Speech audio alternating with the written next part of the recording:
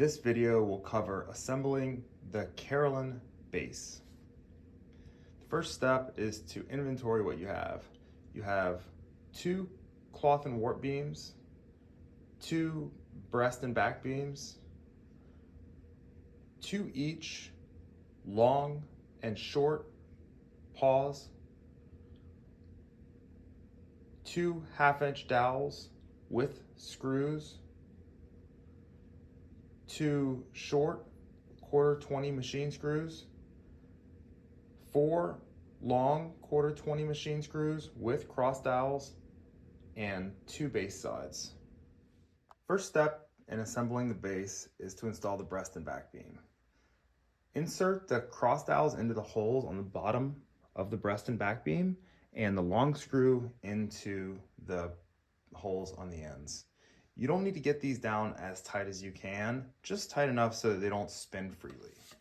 Next, we are going to install the cloth and warp beams. Now, if you're right-handed, you'll probably want to have these on the right side, and if you're left-handed, obviously you'll have them on the other side. The thing you want to be sure of is that the teeth on the ratchets are facing inward towards the pawls.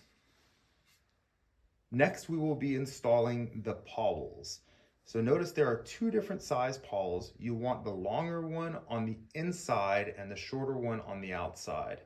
And the holes that you're screwing the machine screw into with the 4mm wrench are not tapped. So it is going to be a little bit tight to screw this screw in. You want to get the screw all the way seated and then back it out a little bit so that both of the pawls move freely. Again, notice how we have the teeth facing inwards on both of the ratchets, and the longer pawl is on the inside and the shorter pawl is on the outside.